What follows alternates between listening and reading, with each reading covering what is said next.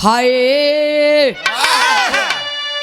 काशी नरेश किए विचार, महल से तुरंत हुए तैयार, शिकार खेल चली भय जंगल में सरकार।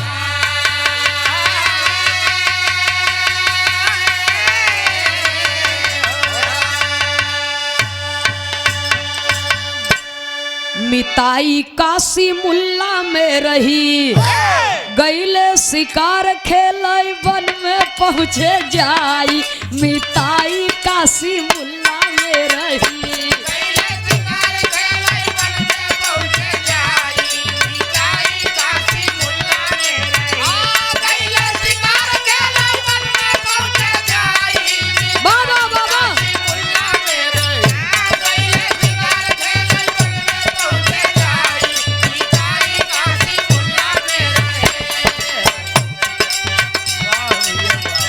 जय हो।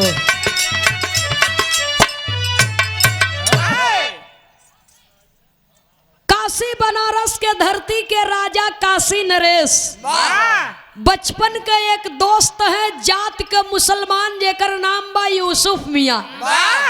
लंगोटिया यार हैं, दांत का काटल रोटी बा, एक दूसरे के देखे बगैर चैन। एक दिन काशी नरेश और यूसुफ मियाँ महल से चल दिए शिकार खेलने के लिए। घनघोर बियाबान जंगल में जब पहुंच गए तो काशी नरेश के थोड़ा थकावट महसूस हुई। काशी नरेश एक पेड़ के छांव के नीचे बैठ गए और नींद आई गई, सो गए। तो लेकिन यूसुफ मियाँ बैठे तो हैं लेकिन जाग रहे हैं। अजय उन्हें पेड़वा का नीचवा काशी नरेश यूसुफ मियाँ आराम करत हैं। वही पेड़े के ऊपर एक चकई चकवा का जोड़ा बैठा बा जेके चकोर पंछी कहती। चकैया कहता चकौना से। आई बाबू श्री काशी प्रसाद यादव जी का फरमाइश बा, आदेश बा आपके। आप ही लोगन, आप ही सब जैसे महापुरुषों से बिरहा जिंदा है, ये सच्चाई है। आप सब जैसे महापुरुषों ने बिरहा को जीवित कर रखा है। सेवा में श्रीमान बाबू भुल्लन प्रसाद यादव जी जीआई पूरा पालीकरणपुर से 101 रुपया माया पुरस्कार के दातार। सुखी रखे परिवार, सुखी रहे आपका कहना है बाबूजी। चकई कहन लगी चकवा से पतजी सुनिए ध्यान लगा, सोया राजा पेड़ के नीचे ये कर मौत गई नियरा।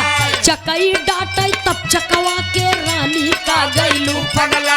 चकई कहा सुना है दुल्हा हमारी बतिया गलत न जा।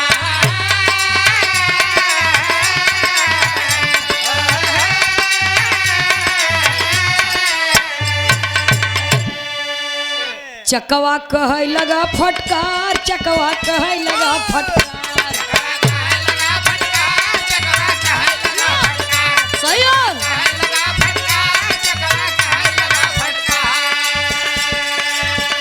चकवा कहे लगा फटकार, सुन ला है हमारी गुलनार। कैसे मरी है राजा हमके द बताई। मिताई काशी मुल्ला मेरा,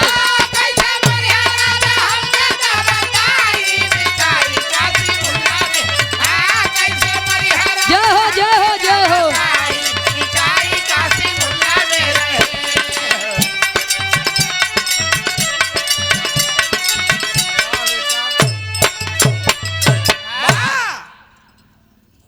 परम आदरणीय परम सद्य कलाकारों के अभिभावक, समाज के जिम्मेदार हैं आप माननीय श्री काशीनाथ काशी प्रसाद यादव जी पूर्व प्रधान बाबूजी की ओर से हमने हकीकत एक बात कहा कि बिरहा आज बेराह हो रहा है, लेकिन आप ही सब जैसे महापुरुषों के वजह से बिरहा जिंदा है। आपकी ओर से सादर 101 रुपया दे करके सम्मान किया गया। बहुत बहुत सादर नमन। जय श्री कृष्ण। सेवा में श्रीमान बाबू दुर्विजय यादव जी जीआईपुर से सादर 101 रुपया दे करके सम्मान किए। बहुत बहुत नमन है। श्रीमान रामराज यादव जी, ये हमारे सूरदास जी ढोलक मास्टर साहब के लिए 51 रुपया पुरस्कार आया है। बहुत बहुत सादर नमन, आशीर्वाद की कामना है। उपस्थित सकल पंच को सादर नमन, आशीर्वाद की कामना। जाग गए नहीं अब होश में रहे। हाँ, अब 20 और मिले। कहाँ 20 और मिले तब पूरा हुए। वह 70 है। वो संत मनई है का करे उन मरबे 2024 में उनकी खराब करके तब छोड़ दे।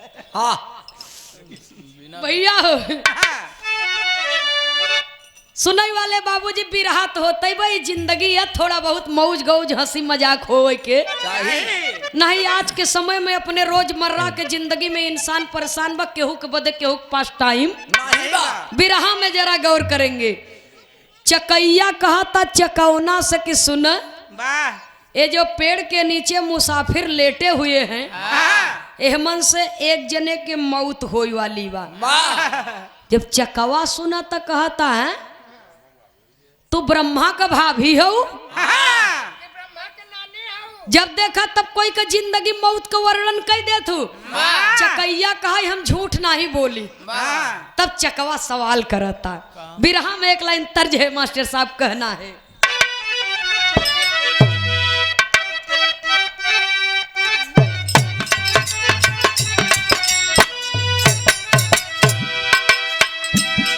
ये हमारे हिंदुस्तान के सौधी मिट्टी की पारंपरिक गीत है। ई न कबो पुरान भाई बा न कबो पुरान। हमार मतारी बहन लोग गावत थी। कैसे गावत थी मास्टर साहब? कहवा से आवेला बाबा के तीतिया हो,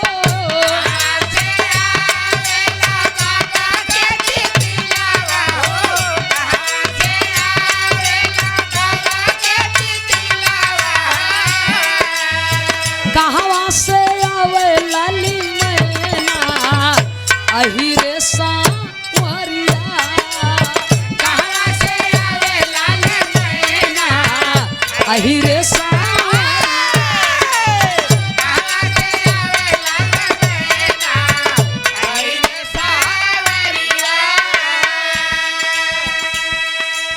चकैया से चकवा सवाल करता।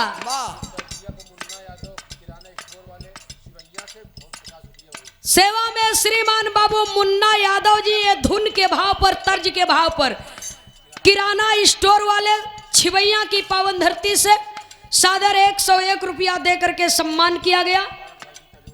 और परम आदरणीय माननीय श्री पारसनाथ यादव जी आपकी ओर से ये तर्ज के भाव पर सादर 51 रुपया। बहुत बहुत सादर नमन। जय श्री कृष्ण। चकवा चकई से सवाल करता। कहत काबा कहवा से आए रानी ई है दूनौ सथिया,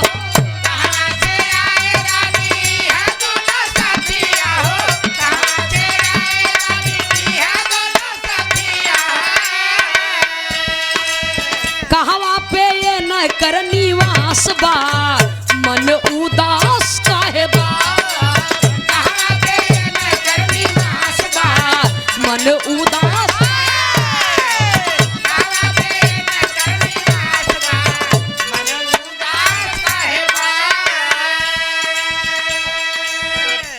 चकवा कहा पहले ही बताओ ये दोनों जने हैं के कहा जो दाहिने तरफ लेटे हैं एक काशी नरेश है, जौन बाएं तरफ लेटा है ने काशी नरेश के दोस्त यूसुफ मियाँ है। ये दोनों जने में से मौत के कर होई कहा काशी नरेश के। श्रीमान हीरा लाल यादव जी जीआई के पूरा से सादर 101 रुपया दे करके सम्मान किया गया। बहुत बहुत नमन। जय श्री कृष्ण। सेवा में श्रीमान बाबू भगवती प्रसाद यादव जी सुमेरपुर से प्रधान पद के भावी प्रत्याशी हैं आप। आपके कर कमलों द्वारा सादर 101 रुपया दे करके सम्मान किया गया। बहुत बहुत सादर नमन। जय श्री कृष्ण। चकवा कहा ये दोनों जने में से मौत के कर होई, चकैया कहा काशी नरेश के। चकवा कहा कब होई, कैसे होई, कहाँ होई। तब चकई कहता जौने दिन राजा के सजी है बरतिया हो,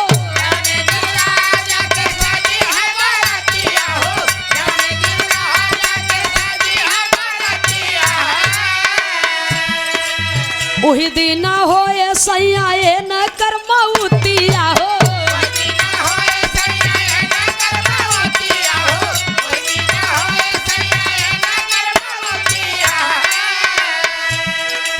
होत पिया हम के आभास बा मन उदास काहे बा।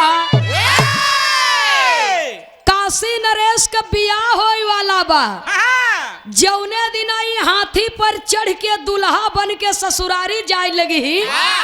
हथिया ढकेल दे अपने पैरवा के नीचवा दबाए दे, वही के नीचे दबाए के राजा। तब चकवा कहा था धीरे बोल, धीरे धीरे धीरे धीरे धीरे बोल, कोई सुन ना ले।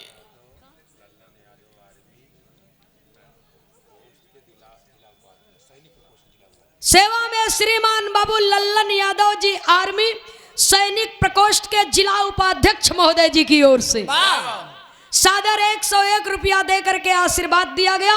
बहुत बहुत सादर नमन करती हूँ, प्रणाम करती हूँ। जय हिंद, जय श्री कृष्णा। चकैया जब इतना बात सुनता कहे जो होना है सो तो हो के रहेगा। चकवा कहे धीरे धीरे बोल के जाए के राजा से बताई दे तो हमार तो गर्दन कटे में टाइम ना लगी। चकई सहजे में जान चल जाई। चकैया कहे सुना, जान जाए चाहे रहे लेकिन जो होनी है वो हो के रहेगी। हथिया अपने पैरवा तरे दबाई दे, राजा वही के नीचे दबाई के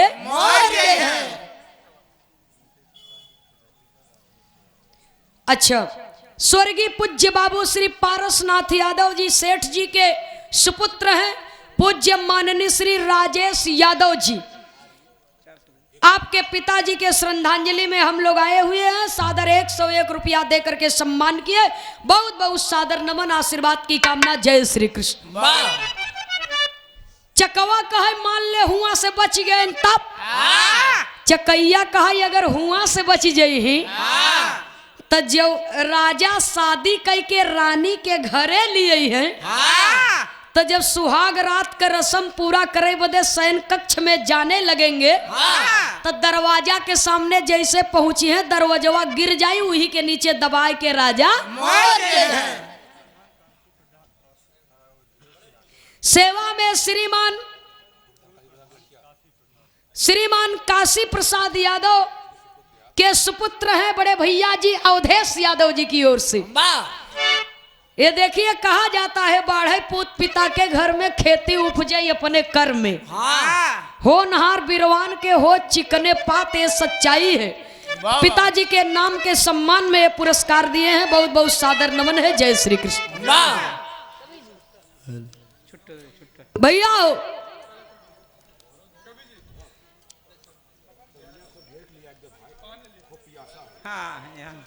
बैठा आराम से पियत रह। आप लोगन के पानी के चक्कर में हमार बिरहा ना खराब हो, ध्यान रहे। नहीं दंड लग जाई बाबा, चाहे ओहर वाली पार्टी हो चाहे एहर वाली। सेवा में श्रीमान ना होए गाय तो नहीं। ऊंट के मुंह में जीरा वाला काम। भैया हो हल काशी नरेश मान लो वहां भी बच गए तब।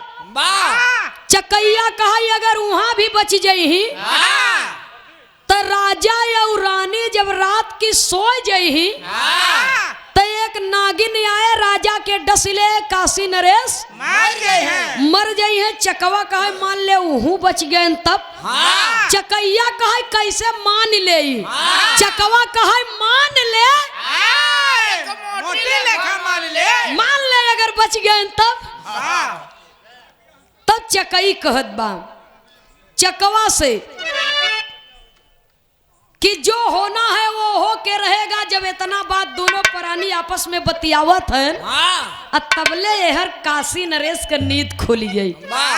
काशी नरेश कहा चला घर चली, फिर बाद में कहियो आवल जाई शिकार करे बदे। काशी नरेश यूसुफ मियाँ घर को आए। समय बीता, वाह काशी नरेश के शादी जब पड़ी तो दुल्हा बन के हाथी पर बैठे जाते हैं तो यूसुफ मियाँ के तो पहले ही जानकारी हो गई बा, क्योंकि जीव जंतु पशु पंछियों की बोली भाषा सुनने की क्षमता उन्हें वरदान मिला था। सुनने वाले श्रोता सज्जनों, जात के मुसलमान थे लेकिन बहुत बड़े संत थे और बहुत बड़े ज्ञानी महापुरुष थे। यूसुफ मियाँ काशी नरेश के ढकेल के अपने पहुंचे न हच से उछड़ के हाथी पे चढ़ के बैठ गए। काशी नरेश कहा ये क्या बेवकूफी है, बारात हमार जात बा चढ़बा तू हथिया पर और का हम उपड़ौरे कहा थई कहे बिया हमार परता हाथी पे तू चढ़बे। यूसुफ मियाँ कहा गलती हो गई, दोस्त है तनी मस्ती मजाक कैली है, हलल उतरत है। यूसुफ मियाँ उतर गए, काशी नरेश हाथी पर सवार हो गए। बारात गई सज धज के, बाबूजी शादी करके दुल्हन घर ले आए। दिन बीत गया, शाम का टाइम बा। काशी नरेश जहर जहर से जाते हैं, यूसुफ मियाँ पीछे पीछे लगा है। देखे वाले लोग कहते हैं सरवा यूसुफ हुआ का करे पीछे लगा भैया। जाता अगरबत्ती सुलगाए भैया यूसुफ मियाँ पीछे पीछे लगा है। और काशी नरेश जब समय हो गए अपने रानी के पास चले शयन कक्ष में। जैसे दरवाजा के सामने पहुंचे वाला है वैसे यूसुफ मियाँ बगल से जाए के आगे से काशी नरेश के धक्का दे के बाहर ठेल दिए, अपने घर से भीतर घुस गए। और जब भीतर चले गए तब काशी नरेश नाराज हो गए। अरे यूसुफ ये क्या मूर्खता है, दुल्हन हमारे आई पे गोल्डन नाइट तय मनावा जाता है, ये क्या मूर्खता है। जब इतना बात सुनत है यूसुफ मियाँ कहा सरकार गलती हो गई, एक गलती भाई दो गलती भाई अब तीसरी गलती ना होए। हल्ला आवत है बहरे हम। यूसुफ मियाँ घर के बाहर गए और काशी नरेश घर के अंदर भीतर गए। समय टल गई, वहां भी राजा की मौत टल गई, दो जगह बच गए हैं। और जब घरे के भीतर पहुंचे थे तो रानी साहिबा के चांद जैसन चेहरवा देख के राजा साहब के मनवे मोह गई। तब यहाँ पे एक लाइन तज लगा मास्टर साहब,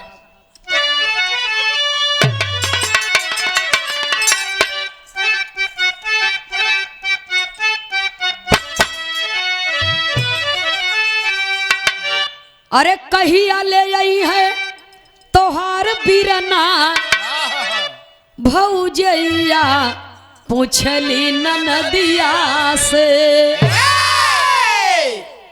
एके पुरनिया दादा लोग गाए रहन, लेकिन बिरहिया थोड़ा सा एके नया कह दिहन। नया कह के का गायन, हंस के तू देखा जे एक बेरिया,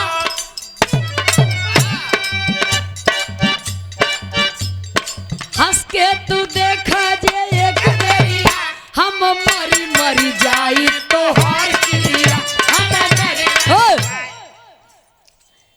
सेवा में श्रीमान बड़े भैया जी राजेश यादव जी, जो हमारे बड़े भैया जी अभय राज यादव सागर भैया जी के साथ में कोरस पर संगत करते हैं। बड़े शानदार बिरहा जगत के कोरस वादक, और बहुत बड़ा प्यार आशीर्वाद पूरे परिवार से हमें मिलता है।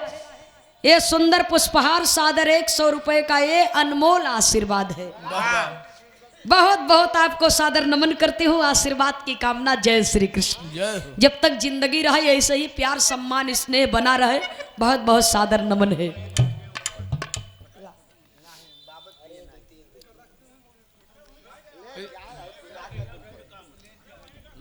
ये साइडिया में दे दे भैया हो। ई धुन का लाइन रही, हंस के तू देखा जे एक बेरिया, हम मरी मरी जाई तोहार किरिया। पुजारी मास्टर साहब, एक कौनो रईस बाप के बिगड़ी हुई औलाद, अरे पढ़ा लिखा रहा हो, ई धुन के था बदे। एक गंवार होती, एक पढ़ा लिखा गंवार होती। हाँ, लेकिन वो गंवार नहीं रहा, वो बिगड़ा हुआ रहा है। अरे वाह, सुनने वाले बाबूजी एक खे लड़की के देख के कहा हंस के तो देखा जाए एक बेरिया हम मरी मरी जाई। तोहार क्रिया। पुरनिया दादा लोग बताए ने खे पाल जी भेड़ी चरावत रहन। हाँ। कहा ये बच्ची तनी देख देते तो हाँ, और हंस के देखे और ससुर अगर तोरे हंस के देखे न मरेन। हाँ। ते यहाँ लगवा हम रेल के घुरेज के तब मारब तो सारे। अगर तोरे हंस के देखे न मरेन तो हम ही लग्गा से नहीं मुहाऊ। सुनई वाले बाबूजी तभी धुन लिखा गया हंस के तू देखा जाए एक बेरिया हम मरी मरी जाई। तोहार क्रिया। लेकिन बिरहा में भाव है धुन तर्ज क्षण मात्र के मनोरंजन के लिए होता है। राजा से रानी से राजा कहेला बतिया, रानी से राजा कहेला बतिया, आज कैसे सुहगवा के कटी रतिया, आज कैसे सुहगवा के कटी रतिया। रानी से राजा कहेला बतिया, ओ जियो।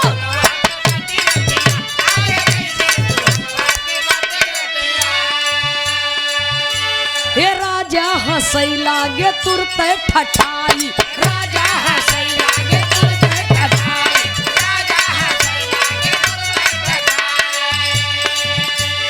रानी के लिहले उ गरवा लगाई, रानी के लिहले उ गरवा लगाई।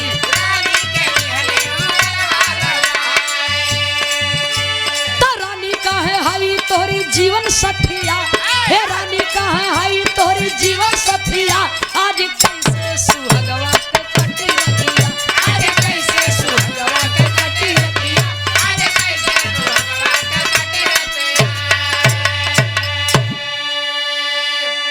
दोनों जने एक दूसरे के देखे में इतना मशगूल हो गए हाँ। कि दरवाजा ही बंद करब बिसर गए।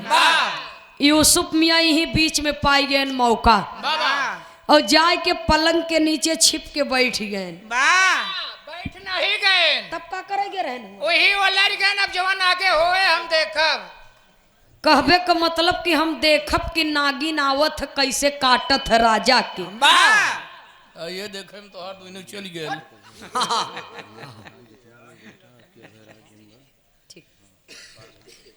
सुनई वाले बाबूजी जाय के पलंग के नीचे छिप गए कि देखी थे नागिन कैसे काटत है हमारे राजा के। अहर जब दोनों जने की चेतना लौटी तो देखत हन दरवाजा खुल बा। जाय के दरवाजा बंद किए, पलंग पर विराजमान दोनों प्राणी बतियावत हैं। प्रेम भरा वार्तालाप चल रहा है। कुछ देर के बाद नींद आ गई, सो गए। और जब सो गए गहरी निद्रा में तो नागिन चली राजा को डसने के लिए। यार हारन के तनी आवाज कम रखा। हारन की आवाज ज्यादा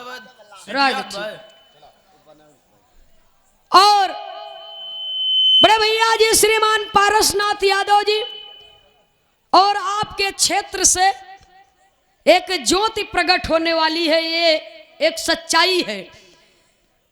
और बड़े भैया जी बिरहा जगत के बड़े होनहार शानदार गायक कलाकार आज बनारस की धरती पर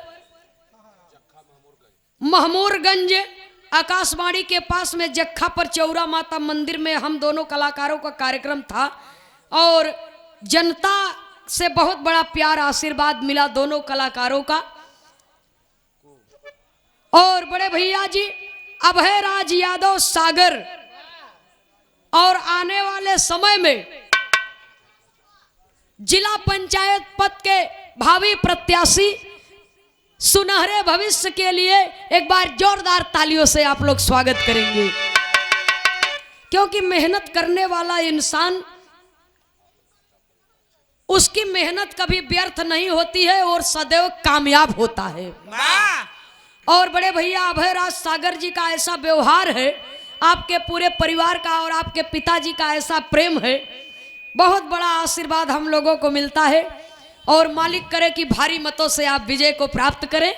सबका आशीर्वाद आपके ऊपर बना रहे। सुंदर पुष्पहार सादर 100 रुपया आशीर्वाद बड़े भैया जी पारसनाथ यादव जी की ओर से बहुत बहुत सादर नमन आशीर्वाद की कामना। जय श्री कृष्ण।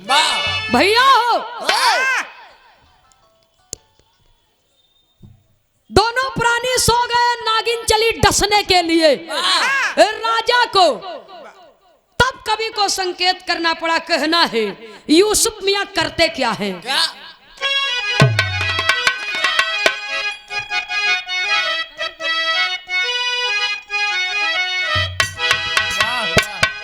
धुन बड़ी बेजोड़ बा, हमारे जन्म के पहले का धुन बाई। स्वर्गीय बाबू रामदेव यादव जी बनारस के धरती से गाते थे। माता फेर यादव दरोगा जी के सुपुत्र नीरज यादव मलखान। श्रीमान माता फेर यादव जी के दरोगा जी के सुपुत्र हैं श्रीमान नीरज यादव जी, मलखानपुर की पावन धरती से।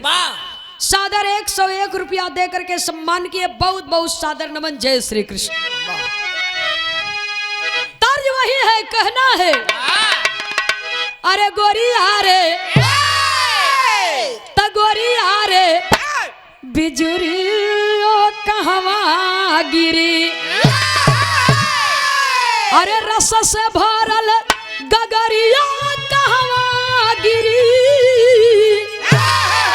हे रस से भरल गगरिया कहवा गिरी त गोरिया रे, हे गोरिया रे बिजुरिया कहवा गिरी। गोरिया रे बिजुरिया कहवा गिरी। गोरिया रे बिजुरिया कहवा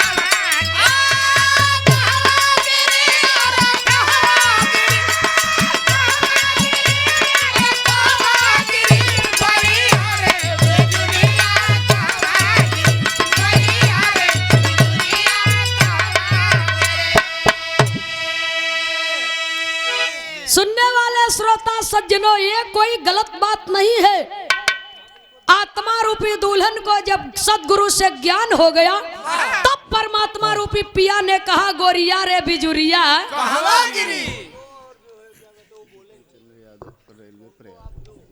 श्रीमान बिपिन चंद्र यादव जी जो रेलवे में कार्यरत हैं, प्रयाग की पावन धरती से, सुंदर पुष्पहार पालीकरणपुर की पावन धरती से प्रयाग में कार्यरत हैं रेलवे विभाग में। विपिन कुमार यादव जी की ओर से सुंदर पुष्पहार सादर 101 रुपया दे करके सम्मान किया गया। बड़े भैया जी को बहुत बहुत सादर नमन है। श्रीमान कन्हैया लाल आर्मी में कार्यरत हैं आप, जमशेदपुर की पावन धरती से। सादर 101 रुपया दे करके सम्मान किया गया। बहुत बहुत सादर नमन, आशीर्वाद की कामना है। बारे प्रयाग की धरती, बहुत बहुत सादर नमन करती हूँ। इस धरती को कवि को संकेत करना पड़ा। तब परमात्मा रूपी पिया ने आत्मा रूपी दुल्हन से कहा था कि गोरिया रे बिजुरिया रस से भरल गगरिया, कि रस से भरल गगरी कहाँ छलकी, छलकी कि ना छलकी। लेकिन विरह में भाव है, कहना है बाबूजी अरे यूसुफ नागिन के देखन तब का करत है। यूसुफ लिए तलावरिया पहुंची गए, यूसुफ लिए तलावरिया।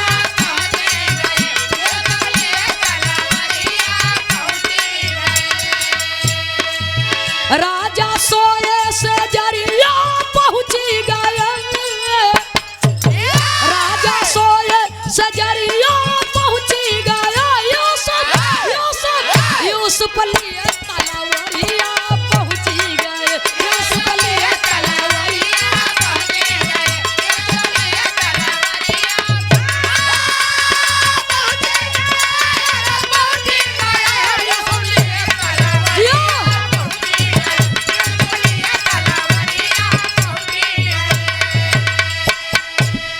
अरे भैली समैया जब चलली नगिनिया, अरे काट लिया यूसुफ नागिन के गर्दनिया।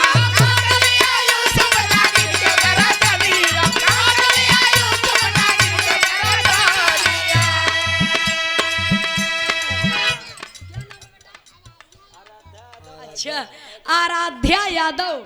वाह। अच्छा, ये बच्ची कब से बैठी आराध्या यादव, तो भैया से पूछा था इनकी इनामो दे दे कि न दे दे। बहुत इंतजार कैलस। और आराध्या यादव की ओर से ये पुरस्कार आया है और बहुत बहुत हृदय की गहराइयों से शुभकामना है। पढ़े लिखे सफलता इनकर कदम चूमे, जीवन में अच्छा कार्य करे, माता पिता कुल खानदान का नाम रोशन करे। श्रीमान प्रेमचंद कनौजिया जी पालीकरणपुर से सादर 21 रुपया। श्रीमान धर्मेंद्र यादव जी पालीकरणपुर से 21 रुपया। बहुत बहुत सादर नमन। जय श्री कृष्ण। गाना करीब में है, कवि को संकेत करना पड़ा, कहना है अरे भैली समैया जब चलली नगिनिया, काट लिया यूसुफ नागिन के गर्दनिया, काट लिया यूसुफ नागिन के गर्दनिया, काट लिया यूसुफ नागिन के गर्दनिया। राजा देखे भरी नजरिया,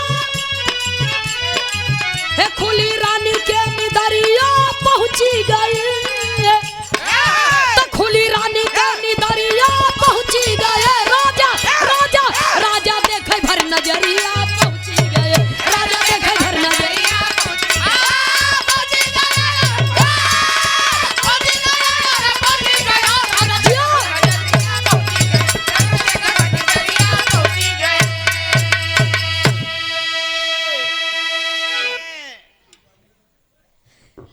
और विराह जगत के बड़े ही शानदार हारमोनियम वादक वस्तापुर झोसी क्षेत्र में कम से कम सैकड़ों कार्यक्रम आपके देख रेख में हमने गाया है।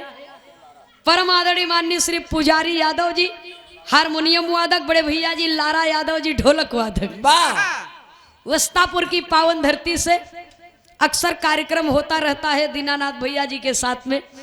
परम आदरणीय माननीय श्री पुजारी यादव जी हारमोनियम वादक माननीय मास्टर साहब की ओर से सुंदर पुष्पहार सादर 101 रुपया देकर के सम्मान किया गया। बहुत बहुत सादर नमन, आशीर्वाद की कामना है। भैया हो नागिन चली और राजा काशी नरेश के सीने पर फन फैला करके बैठ गई। जब ही समय पूरा होगा मैं राजा को डस लूंगी, राजा मर जाएगा, ब्रह्मा की लेखनी पूरी हो जाएगी, चकई चकवा की बात भी सत्य हो जाएगी। यूसुफ मियां पलंग के नीचे से निकले, अब म्यान से तलवार खींच लिया, तरी नागिन की अटैची में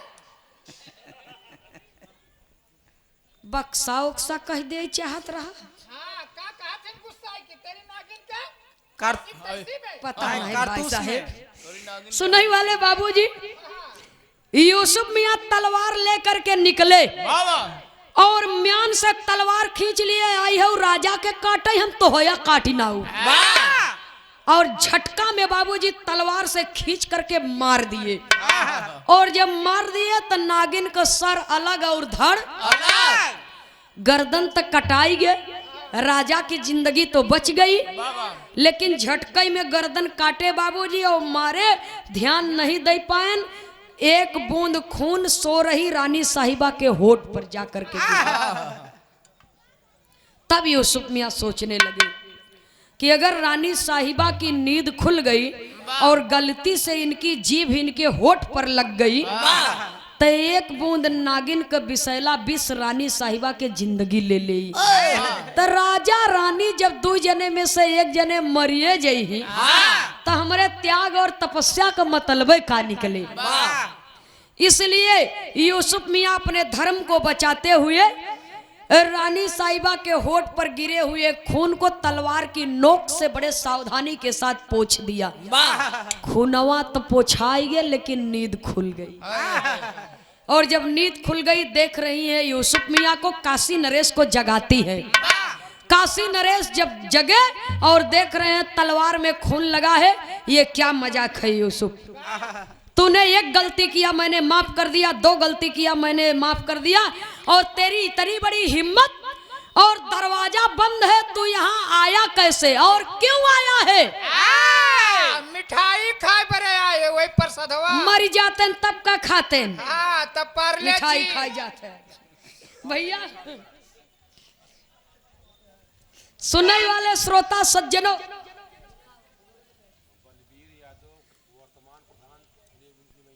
सेवा में श्रीमान बाबू बलबीर यादव जी वर्तमान ग्राम प्रधान जी निमैया की पावन धरती से सादर 101 रुपया देकर के सम्मान किए। बहुत बहुत सादर नमन। जय श्री कृष्ण। भैया हो काशी नरेश से यूसुफ मियां कहते हैं कि सरकार ये बात के छोड़ा कि दरवाजा बंद बा, हम कैसे आए? ये पूछा हम काहे आए हैं, काहे क्यों आए हो? जरा एक नजर फर्श पर डालिए और जब देख रहे हैं फर्श पर तो नागिन के सिर अलग और धड़। अरे बाप रे बाप, काशी नरेश पीछे हट गए 2 कदम। ये क्या है? कहे सरकार अगर मैं न होता तो ये नागिन आपको डस लेती, आप मर जाते, रानी साहिबा विधवा हो जाती। तुमको कैसे मालूम कि ये नागिन आएगी मुझे डस लेगी मैं मर जाऊंगा? कहे क्षमा करिएगा सरकार, ये मैं नहीं बता सकता। अब यहाँ पोल पट्टी खुले जात बा, चकैया श्राप दे रही कि जे हमार बात जाए के राजा से बताए वो इंसान से पत्थर हो जाए। वही बात को यूसुफ मियाँ सोच रहे हैं कि अगर मैं बता दूंगा तो पत्थर हो जाऊंगा, हमार परिवार अनाथ हो जाए। कह रहे हैं कि क्षमा करिएगा सरकार, मैं आपको सच्चाई नहीं बता सकता। जब इतना बात सुनते हैं काशी नरेश नहीं बताओगे तो इसमें तुम्हारी कोई चाल है, तुम्हें फांसी के तख्ते पर चढ़ा दिया जाएगा। ठीक है सरकार, अगर आपका यह मर्जी बा तो सच्चाई बताओ, लेकिन हिया कहाँ बताओ? आपके दरबार में गाने का अंतिम प्रमाण मिलेगा। रात बीती सुबह हुई, काशी नरेश का दरबार लगा, काशी नरेश राज सिंहासन पर विराजमान। जैसे आप सब बिरहा सुनत हैं ऐसे ही जनता दरबार में खचाखच भरी हुई है। यूसुफ मियाँ भरे दरबार में काशी नरेश से बताते हैं पूरे जनता जनार्दन के सामने। बताते क्या है? कवि को संकेत करना पड़ा, स्वर्गीय दद्दा पंधारी के धुन में लिखना पड़ा।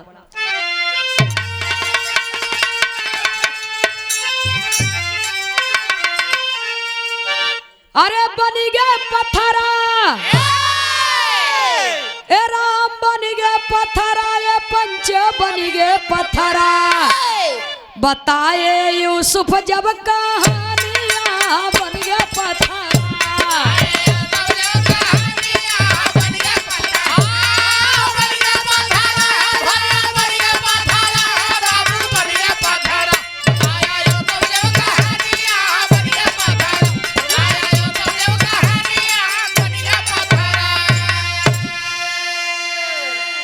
जंगल में जितनी बात हुई थी, चकई चकवा का कही गई बात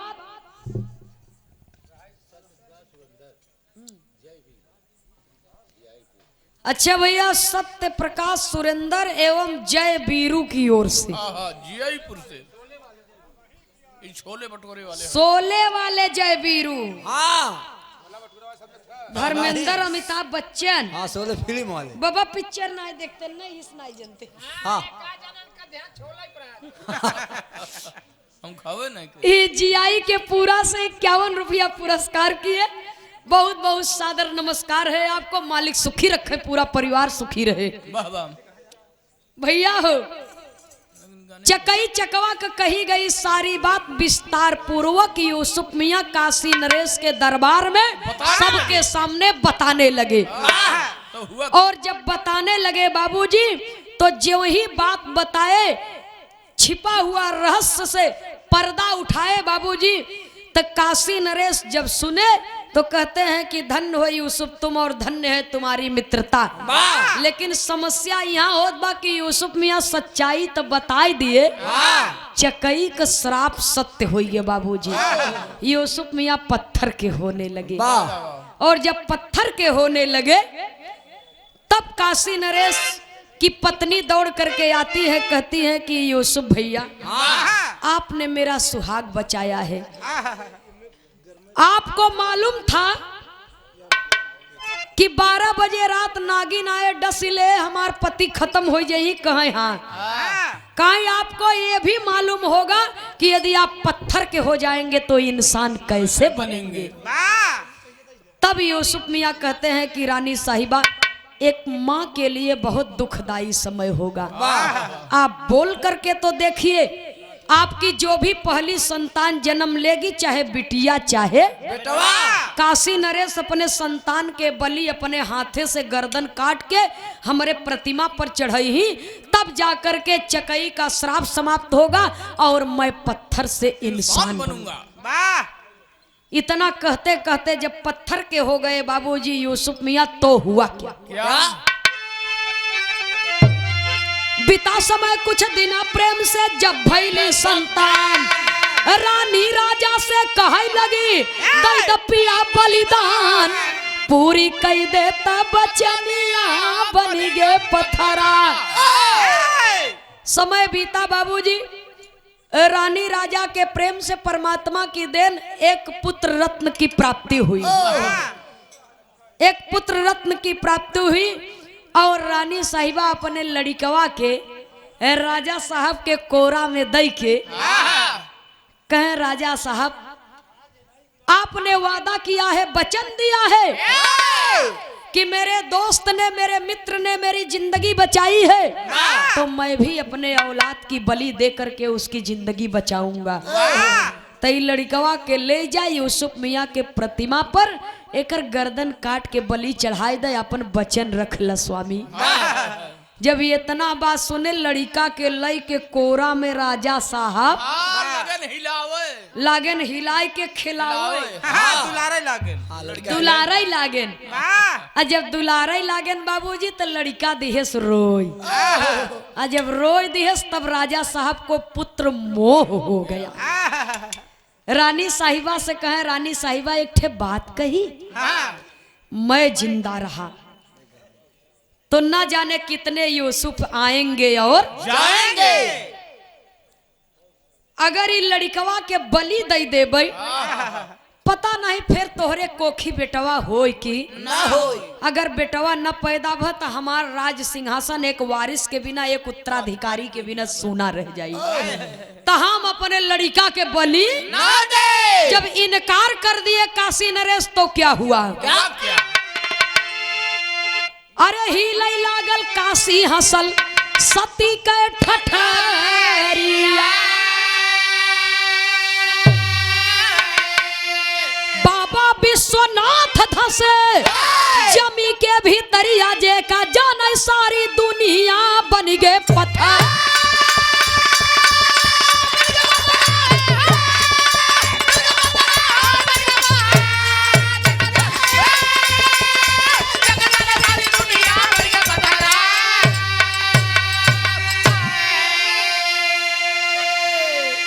जब इनकार कर दिए, सत्य वचन को छोड़ दिए, झूठ का सहारा ले लिए, तब काशी नगरी डगमग डगमग डगमग करने लगी।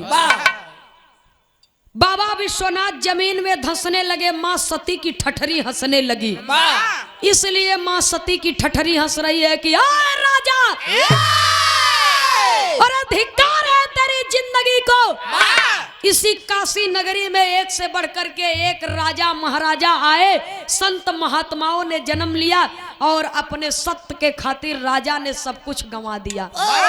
तू तो इस नगरी का रखवाला है, तू तो इस काशी नगरी का मालिक है, और जिस राजा के पास वचन निभाने की क्षमता नहीं होती है, वहाँ की प्रजा कभी सुखी नहीं होती है, नहीं रहती है। आज मैं तेरे ऊपर हंस रही हूँ, कल सारा जमाना हंसेगा, तेरी जग हंसाई होगी। जब इतना बात बाबूजी सुनती है रानी साहिबा तो कांप गई। वही राजा के हाथ से बच्चे को छीन लेती है। राजा साहब के हाथ से बच्चे को छीन ली और कटार उठाई, एक हाथ में कटार दूसरे हाथ में बच्चा लेकर के चली जहां यूसुफ मियाँ पत्थर के बने हैं। राजा साहब के गाल पर जैसे कोई तमाचा मार देता है। राजा साहब की चेतना लौटी और रानी साहिबा के सामने हाथ जोड़ करके खड़े हो गए। रानी साहिबा मुझे क्षमा कर दीजिए, वचन मैंने दिया और निभाने आप जा रही हैं। मैं इसलिए निभाने जा रही हूँ स्वामी, ताकि आपकी जग हंसाई दुनिया में ना हो, क्योंकि मैं आपकी अर्धांगिनी हूँ, आपके दुख और सुख की संगिनी हूँ। इसलिए आपका दिया हुआ वचन मेरे प्राण से बढ़ करके है। अरे मैं जिंदा रही, आप जिंदा रहे तो न जाने कितने बेटे और बेटी आएंगे और जाएंगे, लेकिन कम से कम वचन तो रह जाई, लाज तो रह जाई। नहीं पुत्र मोह में जबान खाली हो जाए स्वामी, दुनिया हंसी तोरे ऊपर। तब राजा साहब अपने बच्चे को ले लिए अपने गोद में और पहुंचे यूसुफ मियाँ के प्रतिमा पर, बच्चे को लिटा दिए। देखने वाले लोगों का तांता लगा हुआ है, वाह धन्य है माँ तू, अपने पति के अपने सिंदूर के मर्यादा के लिए अपने कोख को कुर्बान कर दिया, अपने औलाद को कुर्बान कर दिया। राजा साहब कटार से उस बच्चे की गर्दन को काटने लगे और ज्यों ज्यों गर्दन कटात बा खून के छींटा निकलत बा, माई के अखिए पथराई गई, आंख से असूये ओराई गई। बच्चे की गर्दन कट रही है लेकिन माँ की शरीर पत्थर जैसे है, लेकिन देखने वालों का हृदय द्रवित है, नेत्र सजल है। ज्यों ही यूसुफ मियाँ के प्रतिमा पर काशी नरेश के बच्चे का खून जब पड़ा तो चकई का दिया हुआ श्राप समाप्त हो गया और यूसुफ मियाँ पत्थर से इंसान हो गए। देखते हैं बाबूजी की बच्चे का गर्दन कटा हुआ है, कहते हैं कि हे भोलेनाथ मुझसे ऐसी कौन सी गलती हो गई, ऐसा कौन सा पाप हो गया, मेरे जिंदगी के लिए मैंने एक माँ की ममता की फुलवारी को उजाड़ दिया। इस बच्चे को जीवित कर दीजिए, चाहे मेरे जीवन को सदा सदा के लिए समाप्त कर दीजिए। यूसुफ मियाँ की भक्ति, निष्ठा, निस्वार्थ मित्रता की भक्ति को देख करके बाबा भोलेनाथ माता पार्वती जी प्रकट होते हैं और अमृत बूंद टपका करके उस बच्चे को जीवित कर दिए। जब लड़का जिंदा हो के हाथ गोड़ फेंकने लगा, अरे माई धधा के कोरा में उठा के अपन आंचल ओढ़ा करके मोतियों का बौछार कर देती है, अपने सीने से अपने बच्चे को लगा लेती है। माँ के ममता की मुरझाई हुई बगिया फिर से खिलखिला उठी। यूसुफ मियाँ तुम्हें क्या चाहिए? मुझे कुछ नहीं चाहिए, मुझे सिर्फ इतना ही चाहिए कि मेरी दोस्ती अमर हो जाए, युग युगांतर तक नाम रहे, जब तक ये धरती आसमान संसार रहे तब तक मेरे निस्वार्थ दोस्ती को लोग याद करते रहे। क्योंकि एक दोस्ती का प्रमाण मिलता है त्रेता युग से, सुग्रीव जी और राम जी का। एक दोस्ती का प्रमाण मिलता है द्वापर युग से, श्री कृष्ण जी और श्री सुदामा जी का। और एक दोस्ती का प्रमाण मिलता है बाबूजी कि काशी नरेश और यूसुफ मियाँ दोस्ती को ईमानदारी के साथ में निभा दिए, जो इतिहास के पन्नों में नाम स्वर्ण अक्षरों से अंकित किया गया, जिसे आज भी बिरहा के रूप में हम लोग गा रहे हैं, कहानी के रूप में आप लोग याद करते हैं।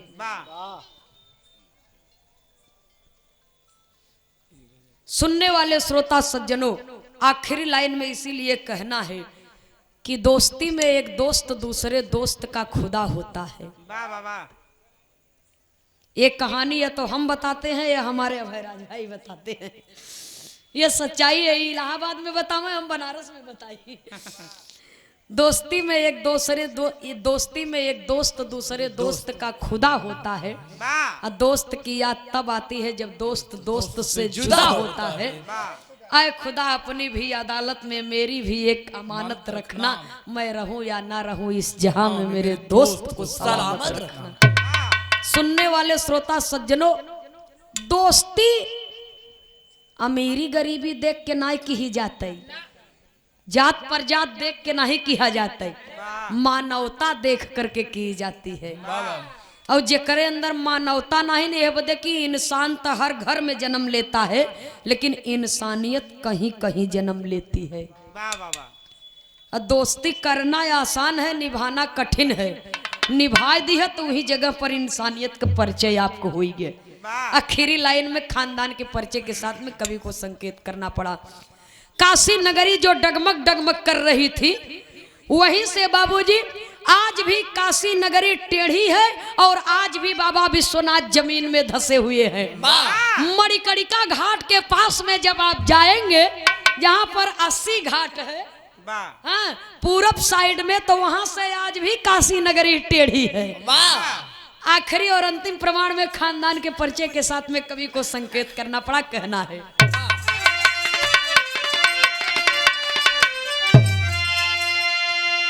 कविवर ओपी यादव कहा कि जय हो भोलेनाथ। राम कैलाश का नाम अमर है कह गए शोभनाथ। अरे राम मिताई काशी मुल्ला में रही, ए बाबू मिताई काशी मुल्ला में रही। तनंदनी खेमराज